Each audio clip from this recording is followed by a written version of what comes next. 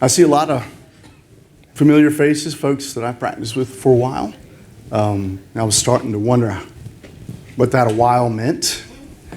And I thought in my recent memory, one of my first experiences in practice, having come in, I was rounding at Roper Hospital, sitting down and writing out notes, as you used to do. And this was my first year, completely terrified about the whole process. And then this neurosurgeon, a lot of you guys might know, Curtis Worthington. And if you know Curtis, sweetest guy in the world, just an absolute gem. However, when you first meet Curtis, he has a very intense stare. He has a very serious demeanor. He will always refer to you as Dr. So-and-so. And it's a little intimidating, but he sat down next to me, and he turned to me and said, "Dr. Hughes." I said, "Yes." Looked at me. He said, "You probably think I'm one of the old doctors, don't you?" In which I just stared at him and didn't have an answer. He had a sort of wry grin and walked away. He has a great sense of humor, by the way. And what I realized was that was 28 years ago. I am now one of the old doctors, and I calculated he was actually about 6 years younger than I am now. He said that. And so it's going to happen quick, guys. It will be fast. And as we get older, all of us old guys, we do start to worry about our memory. Now it's time for the requisite joke. I'm a neurologist. I practice at Tidewater Neurology with my partner, Dr. Robbie Bolin. And this is an age-old neurology joke, so if you've heard it, I apologize. It's a story. It's a story of two guys. They're in ballooning off the coast of San Francisco. And as it is in San Francisco, as they're up in the air, a big fog bank comes in, so they get lost. And they're just sort of drifting around. And then eventually the fog kind of separates, and there's a guy on the beach walking his dog. And they yell down to him and say, "Hey, where are we?" And he looks up and says, "Up in the air, in a balloon." And then as soon as that happened, the fog closes back again, and one of the balloonists turns to the other and says, "Just our luck. We ran into a neurologist." And he says, "Well, how do you know that?" And he says, "Well, he was painfully accurate and utterly useless." I'm going to try to avoid being both of those today, so bear with me. All right, so mild cognitive impairment and dementia. Okay. My objectives today is to help us understand exactly, we sort of get this, how common is this? How costly is this? The complexity that is developing in our understanding of what is dementia and how we diagnose these specific dementias. How confusing it's starting to get. If it weren't confusing in the first place, it's actually getting a little bit tougher. And if you'd like, we can talk about some of the controversies about, one, how these diagnoses happen, and also the treatment options. Okay. Let's start with a fairly typical case. This is probably typical for someone that shows up in your office. This is typical what shows up in my office. 73-year-old male, he's a retired attorney. He's coming in because his wife says, "You got to come in." Okay. And thankfully comes in with his wife. I say, "How's your brain doing?" He says, "I'm doing fine." And so you start interviewing his wife. And turns out he's having a little bit more trouble remembering some recent conversations. He's always sort of ignored her, but it seems like it might be getting a little bit worse. She sends him to the store. Even if he has a list, sometimes he doesn't come home with all the items. He's normally pretty good about paying bills, but he's starting to pay them a little late. Otherwise, his activities of daily living are fine. The guy lives independently, can do anything he wants. He's got a history of hypertension, cholesterol. He's in retirement, he's probably putting on a few pounds. Interestingly, his father, when you ask him, did he have dementia, he said, "No, he didn't have dementia, but he was getting forgetful in his 80s. Yeah, we thought because he had this little stroke too. But towards the end, his wife took care of him, but then one day he just died, probably of arrhythmia, in his sleep." And then you may have done this, or your medical assistant may have done this. You do an MMSE, it's 28/30. He missed the date and maybe missed one out of the 3 items he had to remember. This is the case we're going to build this lecture around, and we're going to come back to it. Okay. Does this seem pretty typical for what you guys might see? Yeah. All right, so let's talk about dementia in and of itself. So one of the most confusing things for our patients is, what's dementia? What's Alzheimer's disease? And they think, well, he didn't have Alzheimer's, but he definitely had dementia. And so we help them understand dementia is a very broad topic. It's a very large umbrella, and under that umbrella are types of dementia. Obviously, the most common one is Alzheimer's disease. Dementia basically is a decline in at least one of the following domains: executive functioning, basically being able to organize life, being able to do complex tasks. Very commonly in dementia, you will have memory, which is usually short-term memory. It's not about forgetting what happened 20 years ago. It's about what a conversation you had this morning. They can have language problems, attention issues. They can have difficulty with their gait and balance, and they can be socially difficult. The key to dementia is that it is acquired. In other words, someone who's born with cognitive deficits, that's not considered dementia. Dementia is defined when it interferes with activities of daily living. It is usually difficult to define in the course of delirium. It's not unusual. We'll have a consult sent to us because someone was in the hospital, they had surgery, and postoperatively they had all sorts of delirium. Well, that raises a red flag that they could have underlying dementia, but you got to let that delirium clear before you can even begin to analyze that. All right, now, mild cognitive deficit. That is something we need to pay more and more attention to. It really is much the same as far as diagnostic criteria, except this is when it is not interfering with activities of daily living. So this all gets kind of murky, doesn't it? Now the reality is no one goes to bed Monday night without dementia and wakes up Tuesday with dementia, right? So it all starts somewhere. And they can start looking like dementia early, but you can call it mild cognitive impairment if they are otherwise functioning normally. But once they start losing the abilities to do normal things, where maybe they can't drive as much because they're starting to get lost, or maybe I can't send them to the grocery store. And when those things start to happen, that's when we start calling that a dementia. All right. Well, how common is this? Well, these are 4 graphs, and let's look at this top one on the upper left. That's sort of the incidence of dementia as we age. That starts right around 65. It may be 2, 3, 4%, depending on which study you look at. But by the time we hit 85 to 90, it's getting upwards of 40 and sometimes 50%. And you can see that that rise is quite steep. If we look at women, slightly higher incidence, that's probably because women live longer, quite frankly. If we look at racial disparities, there's a slight disparity, and it's not so much genetics as it is socioeconomic, as far as blacks having slightly higher incidence. What is a big influence is their genetic status, particularly the ApoE status. ApoE is the gene that we used in part for making amyloid, and if you have 2 copies of ApoE4, you're going to have a much higher risk. If you have 1 copy, you have a slightly higher risk, and then without that copy, not no risk, but less risk.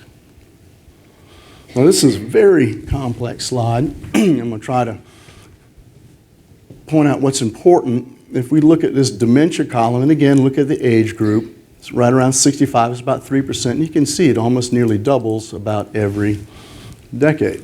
And I'll show you on this side right here. But look at this column, okay? That's mild cognitive impairment. And look at it, the age, the percent per age group. Basically, all after 65, every age group, 20% will have mild cognitive impairment, okay? So we can feel like, okay, at 65, it's a 3%, dementia risk. Well, that's dementia. But what's happening is a lot of people are starting there, and they're in that mild cognitive impairment phase. And that's why you see that curve really starting to launch at that point. All right. This is sobering. Everybody age 55 has a 42% chance of developing dementia. Okay? As this population ages, it's expected that the number of cases per year are going to double by 2060. Okay. What does that cost? Well, if you take an individual who's 70 years old and follow them out the rest of their life compared to someone who does not have Alzheimer's disease, they have 3 times the expense, over $700,000. Now, those costs are not just direct medical costs, but they're also costs of personal expenses as well as lost earnings. But still, it's expensive. A fairly old study, 2019, cost estimate for the United States was $500 billion, and that's probably going to triple by 2050 to $1.5 trillion. The impact on individuals, long-term care, $50,000 to $100,000 a year. Okay. But it's not just the economic impact, it's that impact on the caretaker. One of the most important things that I do, that all of us do, quite frankly, we do treat that patient, but more importantly, we're actually treating the system, the family. We're helping them. Listen, 63% are women. Half of them are family members. More than half are going to be in their most productive time in life, between the ages of 35 and 64, when they're working, when they're raising families. Even though that over half of them are employed, they're still having to provide 31 hours a week in patient care.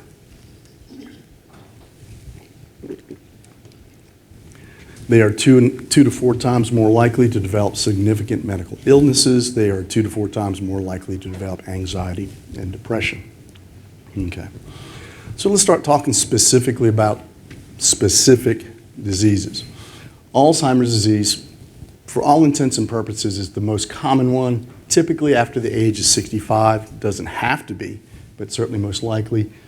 And, memory impairment, executive dysfunction, problem solving. These aren't terribly difficult to recognize, though they can have other weird symptoms like apraxia. They can have hallucinations and paranoia. Pathologically, what we're going to see are changes in beta amyloid, tau, but we also are going to commonly see vascular changes, TDP-43.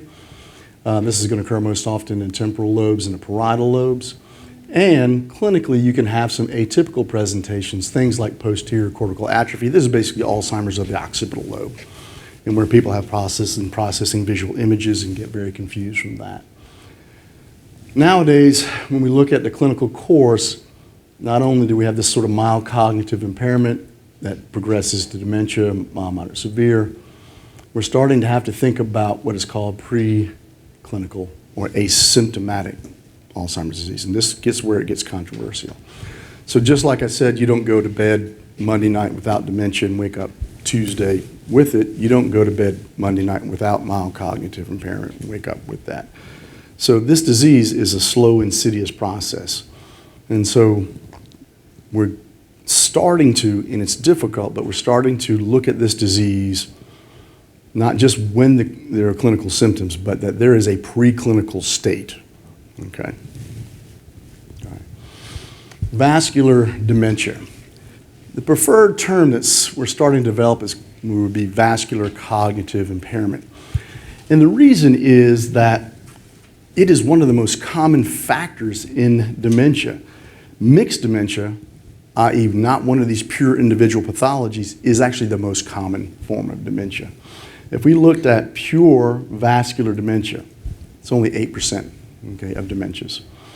It can look a lot like Alzheimer's disease, again, executive dysfunction, working and short-term memory issues.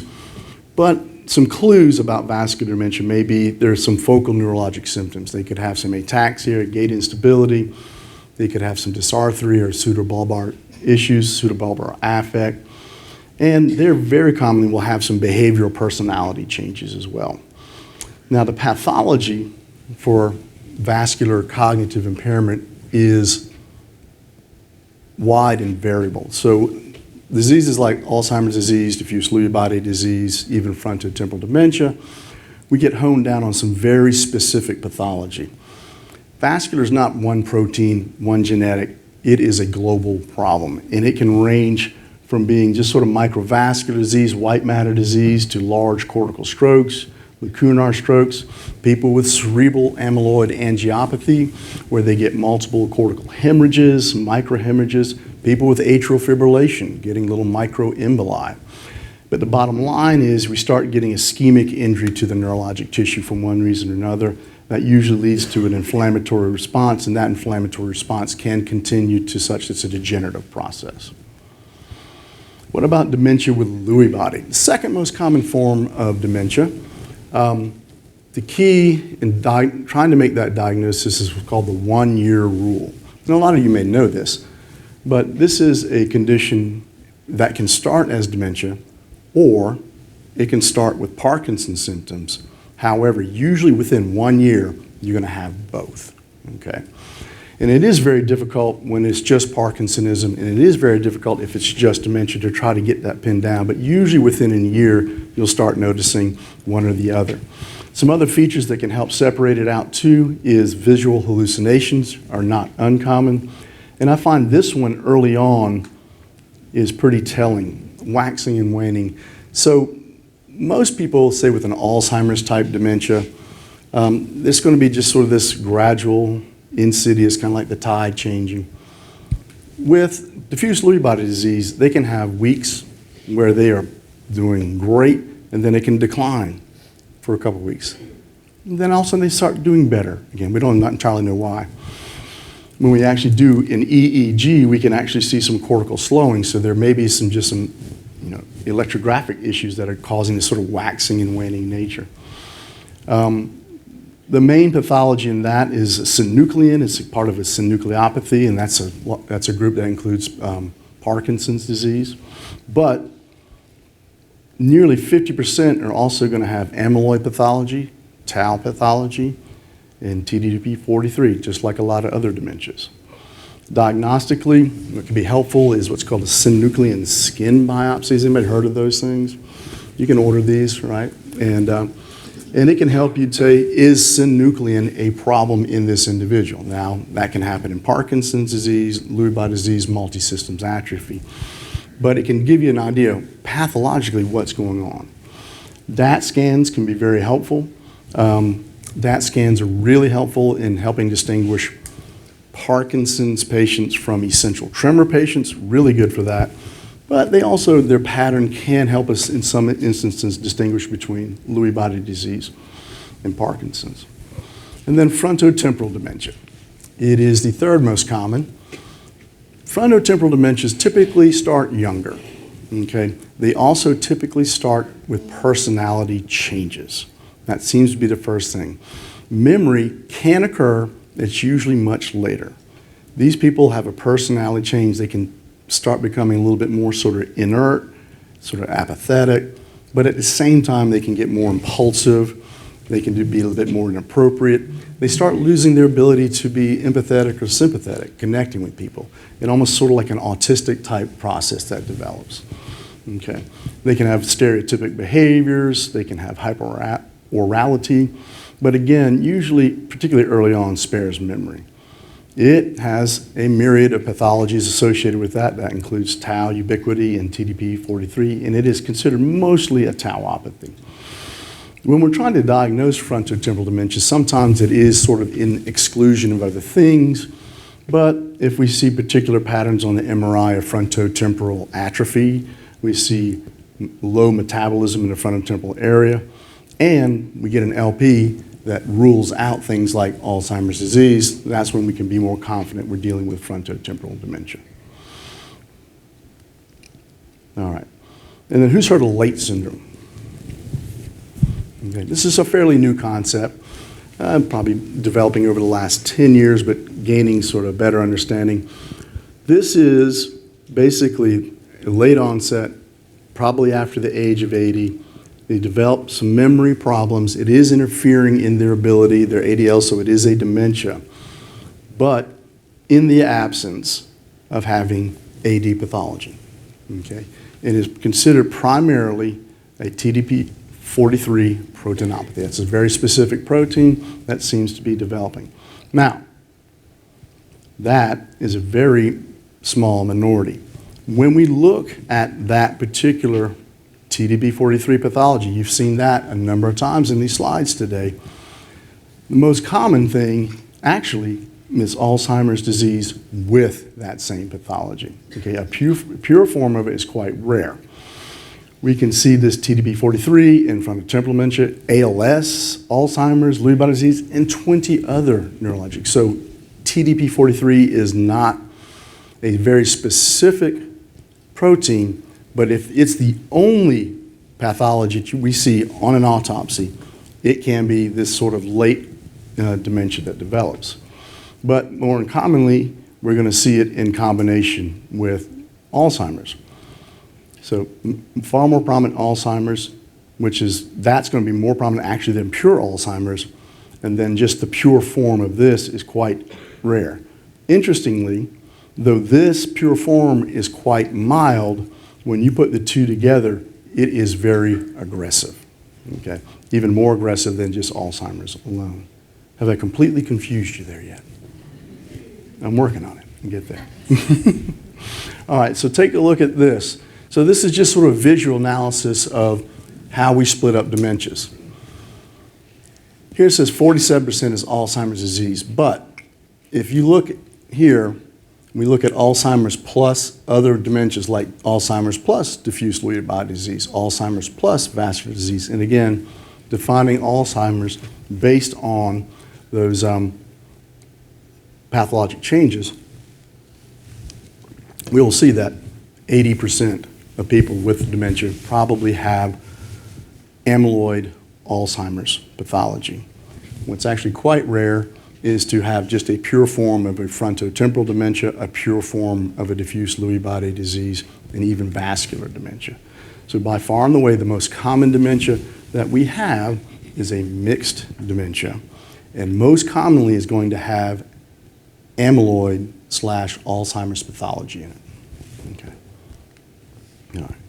So why should we be timely in making these diagnoses?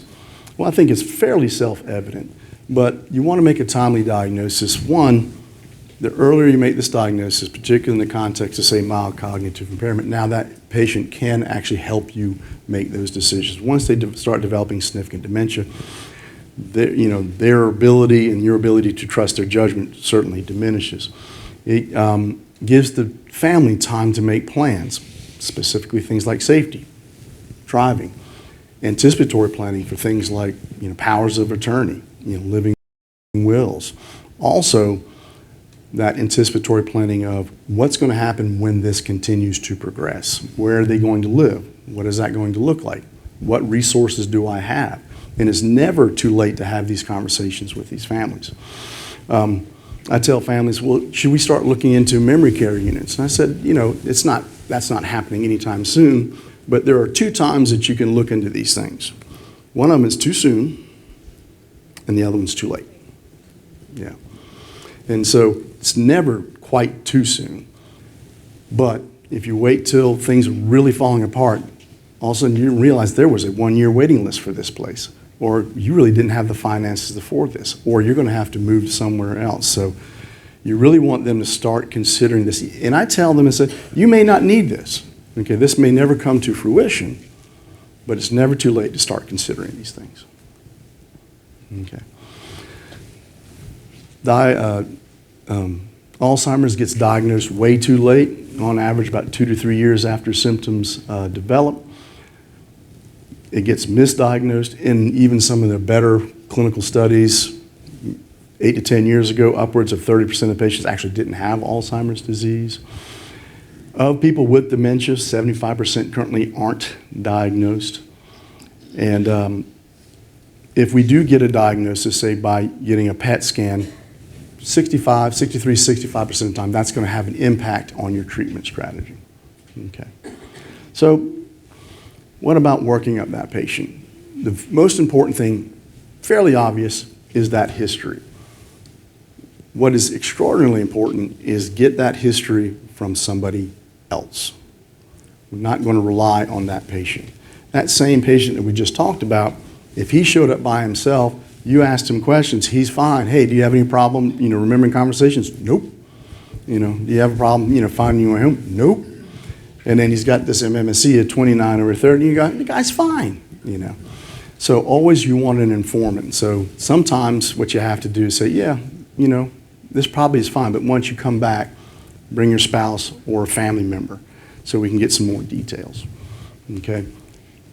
Things that we're going to be asking about again is it a slow decline versus sort of a rapid deterioration? Is it starting to affect activities of daily living? Is this a decline from previous function? That's a really important question too, even when the spouse is there. As you guys know, spouses will sometimes be very protective. And you'll say, does he have any problem, remembering recent conversations? And you're like, no, not really. And then I'll stop and say, is that different than it was 10 years ago? Oh, well, yeah. Yeah, but he's 80 now. And so in their own mind, they've created that this is normal for what he should be doing, and therefore it isn't a problem. And so you won't necessarily pick that up unless you start specifically asking those questions. And you're also going to look for other things that may suggest other disorders like Parkinsonism, hallucinations, urinary incontinence, gait instability. That would be something you want to think about. Normal pressure hydrocephalus. Autonomic failure, certainly more common in sort of non-Alzheimer's type patients, as is Gay's palsies. And same thing with sleep disorders. Okay. Then typically, we're going to start ordering some tests. More often than not, we've already done an MMSE or say a MOCA. And the typical labs that we all draw, B12, thyroid function, CBC, CMP. If you, in certain populations, RPR and HIV. And I've come to start drawing an ApoE profile more often, and that is not a diagnostic. And that's going to lead to, quite frankly, one, what is a risk? And then two, when we get to treatment, what is the risk for the treatment itself? And then what we all have to start deciding is how often are we going to get a blood-based biomarker, looking at tau and amyloid. And we'll talk more about that. Typically, we're going to get some imaging. Preferred is the MRI scan if we can, but obviously, things like pacemakers can preclude us from doing that. And more often than not, and I will tell the patients that the MRI is not going to tell us specifically what dementia, because they often think, well, if we take the MRI, it's going to come back and it's going to tell us exactly what dementia they have. I tell them, we're going to be looking for big structural changes. Have you had a stroke? Do you have hydrocephalus? Is there a big tumor or something along those lines? And I tell them more often than not, it's going to come back with some very nondescript things, but we need to check those things out. We often will get an EEG, particularly if there's waxing and waning. A lot of times, subclinical seizure activity can really mimic some confusional episodes. If someone has syncope, there's a very distinct EEG trait we see in Yakov-Creutzfeldt disease. And then lastly, at some point, you might want to consider some advanced neuroimaging, which we'll go over that, and that would include lumbar puncture. Okay. All right. Now, we talked about all this pathology and how we're going to test for it. In a community study of patients over 80, 90% are going to have some abnormal pathology. Okay. 70% of those are going to have Alzheimer's pathology. Okay, it doesn't mean 70% have that clinical syndrome, but they're going to have that pathology on their brain. 78% over the age of 90. Also, nearly half are going to have some vascular pathology too as well. And nearly 70% are probably going to have a combination of, of at least two of those pathologies. Okay. And these pathologies can include, again, the most famous and the ones that we worry about the most are these Alzheimer's pathologies of alpha, beta, amyloid. It's going to be amyloid beta, tau, but there are other things can happen, or TDP-43 protein building up, synuclein, vascular injury. Okay. And so if we look at what we're testing from a pathologic standpoint, if you look in the brain, we got a nerve, we got some amyloid that's starting to build up and starts those little microtubules to fall down. That's what creates the tangle. This is the amyloid that we measure. This is those tau proteins that we're looking at. And tons of those are floating around in the spinal fluid. They're actually really easy to test in the spinal fluid. The difficulty is that drops precipitously into the bloodstream. It is fractions of that, which make it difficult to get those tests to be accurate. When we look at these pathologies, look at this line first. It's a little confusing, but this is the beginning of symptoms right here and as they progress. 20 years earlier, this is the beginning of amyloid building up. And you say, so long before we're symptomatic, one of the first things that starts happening is amyloid starts building up. We can start picking that up pre-symptomatically with amyloid PET. Eventually, as the amyloid builds up, then the microtubules start to fall apart. and that's when we start seeing the tau building up, okay? The whole point being is all of this is happening long before they start developing clinical symptoms. And so the question is this the state that they're in a disease, or is it here? I think I got you good and confused right now. The fundamental principles of the National Alzheimer's Association encourage us to make sure that we are separating the clinical syndrome from the biologic etiology, and I'll go more into that. Alzheimer's disease currently, and this is, again, very new and somewhat controversial, is defined by neuropathology. Therefore, detecting AD neuropathology by biomarkers is the equivalent to diagnosing the disease, okay? Clearly, it's a continuum of preclinical to mild cognitive impairment onto dementia. Symptoms are a result of the disease, but are not necessary to diagnose disease. Now, I'm going to say again, this is controversial, okay? And I'll explain that down. Unimpaired individuals with abnormal biomarker tests are at risk for developing symptoms due to AD. They are not at risk for a disease they already have. And again, these are not my statements. These are statements from this group. That statement is directly in contrast to what the international working group has to say, which I'll explain in a bit. Clinical syndromes seen in Alzheimer's disease can be caused by other pathologies. So a thing that looks exactly like Alzheimer's may not be an amyloid tauopathy, okay? Also, people with amyloid pathology may look completely different from one another, may not look like your typical Alzheimer's disease. I'm definitely getting you confused now, so. So, core to trying to make this diagnosis is a biomarker. The gold standard is the PET scan. Okay, that is considered, the gold standard is autopsy. Okay, we try to avoid that as we can. What is very consistent with autopsy findings are the PET amyloid, and quite frankly, in the right labs, the CSF analysis. Plasma markers are gaining ground on that. They're very good right now, but you have to understand your plasma markers and in what situation you're using them to apply that. Certainly there are other tools that we can look at. NFL, neurofilament light chains. Neurofilament light chains is just a bunch of debris of neurocells that are dying. And GFAP is just evidence of inflammation in the brain. And you can imagine neither one of those are terribly specific, okay? They're sort of like the CPK and the SED rate, okay?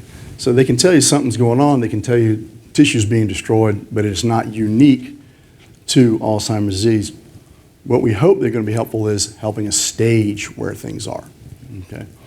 MRI scan, once again, are very nonspecific. Of course, you may see some hippocampal changes. We can use FDG PET if we're trying to separate a couple of different dementias, alpha-synuclein if we're looking in Parkinsonian syndromes. Okay. So that's what an amyloid PET looks like. And for anybody looking on, here's a negative and here's a positive. Doesn't look much different, does it? Yeah. It is. And if you look a little closer at the intensity of these amyloid markers, and I bring this up because you want to have confidence in people who are doing your PET scans, okay? You want to make sure that they are comfortable. Not only is it a visual analysis, there are software packages that are improving all the time, and they're measuring things called centiloids. And you want to make sure if we're going to rely on our PET scans, that the PET scans and the people reading them are reliable. If you look at FDG PET, anybody know what an FDG PET is? Anybody understand what that is? It's been around for a long time. Basically, this is looking at metabolism. So it's not tagging any particular protein. We give them a radioactive glucose. Okay, and that's what the FDG is. And that glucose gets metabolized by the brain. So it tells us what part of the brain is active, what part of the brain is inactive.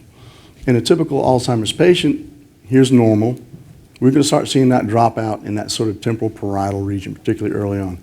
However, in an advanced case, the whole brain can be hypometabolic. That's to distinguish it from this, which is a typical frontotemporal patient, where again, these posterior things, plenty of metabolism, but the frontal lobes are not functioning. Okay. What about spinal fluid? Okay. Spinal fluid is currently considered on equal footing as PET scans, particularly when we look at something like the A beta 4240. Okay. And that's a very specific test produced by this very weird, I cannot pronounce company, and its system is called the LumiPulse. That's a term you might be familiar with, and it's actually, that's applied to their, that's the same name of the system they use for blood-based markers. It has at least 92% sensitivity. Actually, that specificity can be up in the upper 90s too as well. And I'll stop here just to talk about this particular aspect of specificity. Sensitivity, of course, is the ability to pick up a disease if it's present. Specificity is that the right disease. The thing about specificity is it changes depending on the population you're measuring it in. And what I mean by that, let's take a pregnancy test. Okay? If I take 10,000 males and do a pregnancy test, biologic males, there are going to be some positives. Okay? That false positive rate is going to be quite high, isn't it? Okay? If I do a pregnancy test in 20-year-old biologic females, most of those pregnancy tests are actually going to be very accurate. You're going to have a very low false positive rate. So the point being is, when you're looking at your own markers that you're looking at and these published numbers, and they are ever changing, you want to look at it in the context is what was the population. If you do this CSF analysis in people over the age of 65 who have mild cognitive impairment, that specificity actually goes up substantially because that's a high-risk group. If you do it in a bunch of 40-year-olds, okay, that specificity is going to start plummeting. Okay, so a test ability to pick up something, flip it around. We do this test in people that we already know have Alzheimer's disease. It's going to be very specific, is it not? Right, because it's the number of people who have Alzheimer's is 100%. So every test that you have positive is going to be 100%. Okay. I think I'm being painfully accurate at this point. What's worth mentioning again is that there are dozens of these companies, dozens of different type tests. They all have different sensitivities and specificities. You're looking for something that's basically over 90% in both of those categories. Okay. Blood-based biomarkers. Blood-based biomarkers are clearly growing, and they're going to be an absolute necessity. How many people have access to a PET scanner? Very small part of the population. How many people can you talk into having a spinal tap? Okay. Believe it or not, apparently I can sell ice to an Eskimo because I talk into them a lot. But in order for a blood-based biomarker to be reliable, again, it has to have at least 90% accuracy. The only one that is truly reliable at this stage of the game is the p-tau 217. If a test has 90+% accuracy, the recommendations is that it should be considered on equal footing as spinal fluid or a PET scan. Okay. Look for the studies, and most of the studies where we order this are going to have what's called a 2 cutoff approach. What that means is there's a line above which they have a very high sensitivity, and there's going to be a line below which they have a very high specificity. But there's a space in between, what they would call, if you've ever ordered one, you might see this, where you get an intermediate result, okay, or an indeterminate result, which can be frustrating. The tests that work best are ones that have less than 20% of that, okay, and most of the commercial stuff that's out there available do. Okay. All right. Plasma amyloid. Amyloid is the most common protein in an Alzheimer's patient. It's abundant. It does leak into the spinal fluid. It's one of the earliest markers that shows up. Okay. The problem with amyloid testing in the plasma is that amyloid beta 42 is in a very, very, very, very small thing. It can be affected by liver. It can be affected by kidney. And what we've learned most recently is that processing it in a lab consistently in a community-based setting, there's a lot of variability. Amyloid beta 42 is really sticky. That's why it makes plaque. Apparently, it likes to stick to the inside of test tubes as well. And if you don't have your processes right, there can be a lot of wide variability. So tau does not have that problem. Tau, of course, is that downstream effect of amyloid building up. Certainly in the CSF fluid, you get a higher concentration of that in the blood work. The timing of that is tau often is going to be long before clinical symptoms occur, so it's more likely going to be there. And it is very, very stable, very, very repeatable, much easier to test.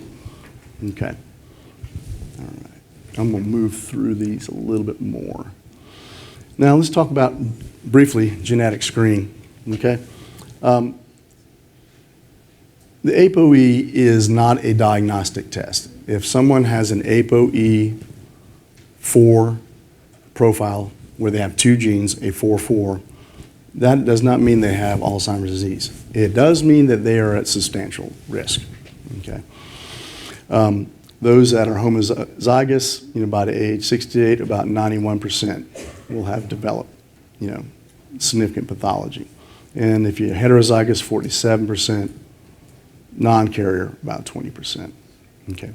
So in summary, as far as blood-based biomarkers, to date, the thing that is currently the most stable and accurate is the p-tau217. Yet, it is not FDA approved for that. Okay. Things that are currently FDA approved are something called a Lumipulse blood test by LabCorp, and this p-tau181. This test is measuring that, and the FDA wanted them to try to improve that accuracy by adding a ratio to that protein. Now, if you just remember what I said, is that molecule can be very tricky to measure. When they did this test in a study thing at Mayo Clinic using the best team, it was 95% and 97% sensitivity, specificity. It was wonderful. Unfortunately, since it's been launched and launched in the community, because of that aspect right there, it has had a lot of variability. Has anybody ordered this before? Okay. If you order it from LabCorp right now, you won't get it. Okay. They put it on hold. Okay. This is as of January. Okay. This is sort of hot off the presses. You can order p-tau181. That's actually been FDA approved as a negative predictor.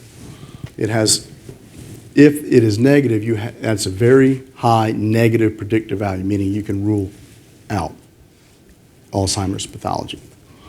It's not good at picking it up, but if it is absolutely negative, you've done a very good job at ruling it out. You can, again, order these. These are very nonspecific, and they're going to tell you that there's a lot of brain breaking down. Quite frankly, if you're evaluating someone who's got mild cognitive impairment or dementia, you sort of already know that. Okay? 15, gotcha. All right, thank you. So here again in lies the controversy, okay? You've got the International Working Group, and you've got the American Alzheimer's Association Working Group. Both of them heavy on making sure that we have biologic markers in making this diagnosis, okay? However, where they differ is cognitive normal people with a positive ADD biomarker can be told that they are at risk for Alzheimer's.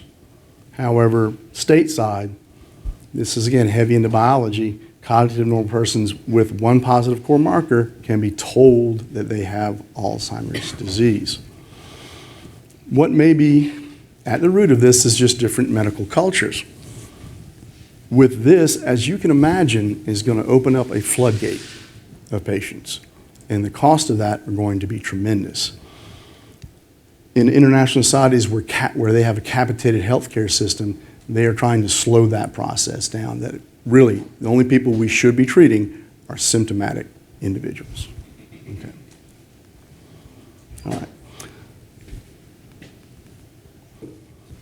You guys, this is the workflow that you might think about. You can see a patient in the office and you can evaluate them and find out or think they've got mild cognitive impairment, maybe dementia. Option one, send it on to a secondary center. Office like mine, MUSC, or some other neurologist. Or you can decide whether you want to take on the aspect of either getting blood work to see what pathologies might go on. When they come to us, either we're going to end up confirming that, or we're going to start initiating the conversation about therapy, and depending on what those markers are indicating, we may be talking about anti-amyloid therapy, or otherwise looking for other conditions. Okay. The biologic-based diagnosis of Alzheimer's disease is meant to assist rather than replace the clinical evaluation. The clinical use of biomarkers is intended for the evaluation of symptomatic individuals, not cognitively unimpaired patients. The presence of abnormal markers does not preclude the search for other contributors, i.e., you can get a p-tau that comes up positive, but in 50% of the cases, that could be diffuse Lewy body disease. Okay. Markers are fundamental in making an accurate diagnosis and determining all the likely contributors, and they can be determined for eligibility for things like anti-amyloid therapies, counseling, and treatment options. Okay, let's start talking about treatment. Before we even talk about what medication we're going to use, this is probably going to help your patients, help your families more. This will move the needle more than anything else. Addressing sleep, nutrition, exercise, social engagement. Turns out that's good for all of us. But if you've got someone whose brain is starting to deteriorate, and now that brain starts getting less sleep, they're going to have all sorts of problems. 6 hours of sleep is not 8 hours of sleep. 6 hours of sleep is 60 hours less sleep a month.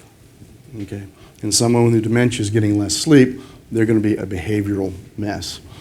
It also goes if they're not getting appropriate nutrition, alcohol use. Yeah, he's been drinking 2 drinks every night his entire life, but he's not had dementia his entire life. He's going to be he's going to be affected by Benadryl. Okay? Caffeine's going to have a higher effect. Lots of people are using this these days. Any substance that we take that makes you feel very good quickly, usually when we use that chronically, goes in the other direction. We start actually having more issues. And that's been true with THC as well. Exercise is wonderful for the brain, helps settle things down, makes us less reactive, helps us sleep better. Social engagement.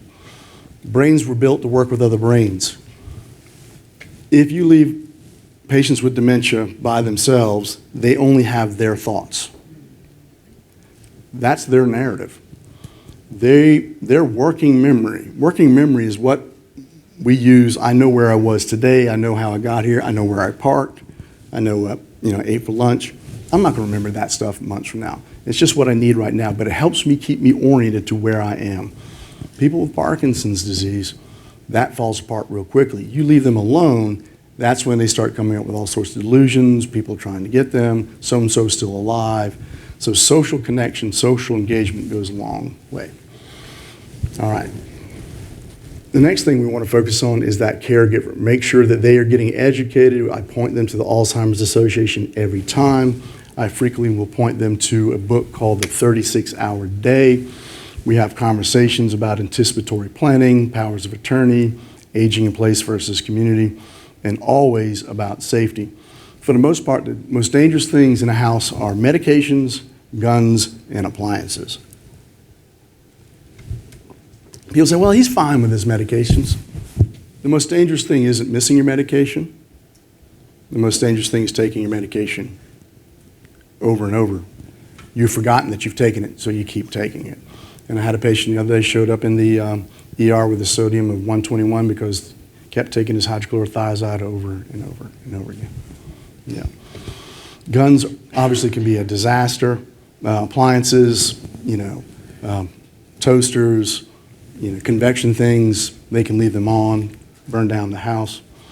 And then driving. This is always a ticklish thing. People, even with mild cognitive impairment, and certainly with early dementia, accident rates go up close to 30-fold.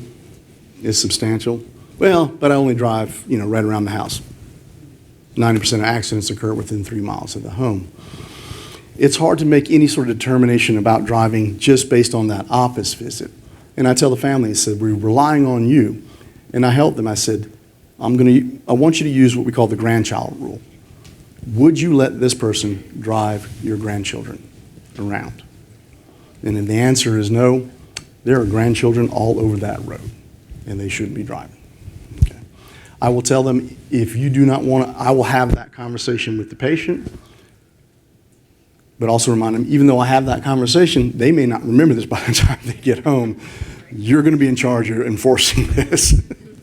But if you need me to have that initial conversation, I certainly will have to. And then, of course, treatment, pharmacologic treatment. These are things that everybody here is probably pretty familiar with. The old standby, these have been around 20 years. Aricept, Exelon, Razodone, these are cholinesterase inhibitors.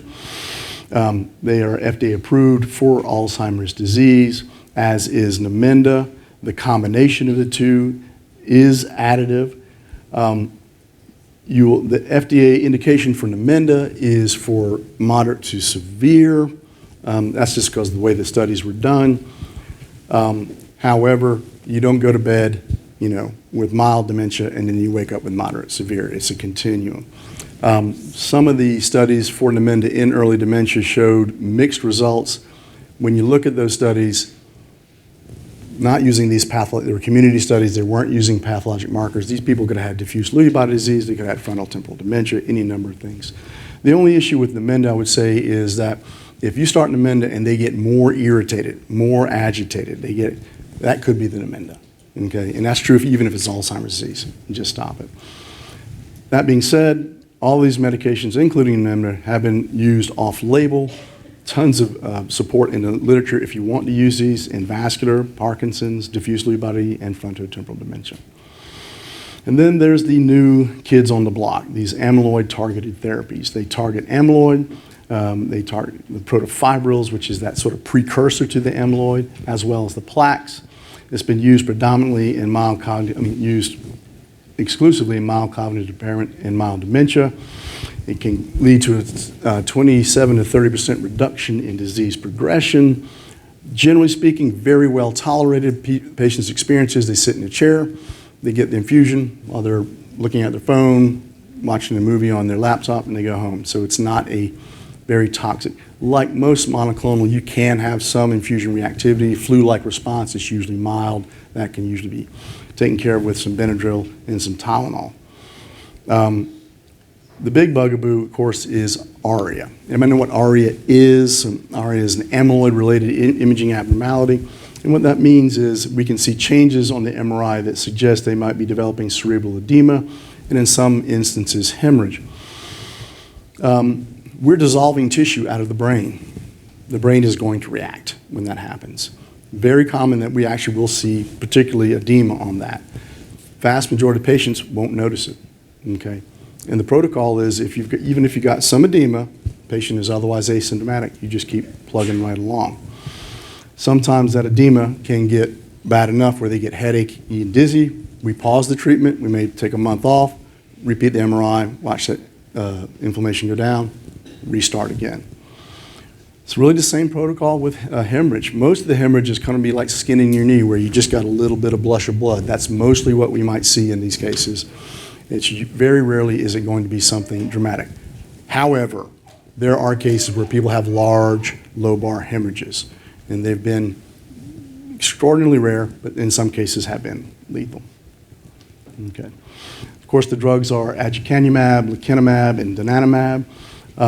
Aduhelm was the first one that came out, actually no longer commercially available. Then Leqembi came along, that's every 2 weeks. However, they have developed a subcutaneous form, which we can use as maintenance. Currently, after 18 months, we can switch to sub-Q. However, we're probably going to talk the FDA into starting that much sooner. Other maintenance could be IV monthly. So you can go 18 months every 2 weeks, then go to monthly. Kisunla, straight IV once a month. Okay. Whenever we're treating our patients pharmacologically, we've got to set realistic goals. We've got to explain to them we're not curing anything. We're not stopping anything. We are substantially slowing something down. Okay. It helps preserve cognition, behavior, ADLs for a lot longer. It actually works on memory not very well. By example, I've got a patient who's, been treating for a number of years. Guy plays tennis, he does everything you like. He can't keep score. Okay. So his activity of daily living are fine, but his short-term memory isn't. So these treatments actually preserve behavior. When we're preserving behavior, that's when we're unloading the burden off of our caregivers. That's when behavior is what leads to institutionalization. Okay? All right. There are a host of other medications used symptomatically. Rexulti and Belsomra are the only ones that FDA approved. Rexulti is atypical that we use for agitation behavior. I don't really use much Belsomra, it's too expensive. These are generally accepted by most communities to use trazodone, Seroquel in low doses for sleep, SSRIs for any sort of mood disorders. Really want to try to avoid benzodiazepines, really want to try to avoid the Z drugs. Once again, focus on nutrition, exercise, social engagement. Okay. All right, I'm going to wrap it up right there with this wonderful quote from an educator. He was setting up a symposium in Canada in 1951, and they're trying to make sure they can cover all the subjects, and his response was, "We have not succeeded in answering all the problems. The answers we have found only serve to raise a whole set of new questions, and in some way we feel as confused as ever, but we believe we are confused on a higher level and about more important things."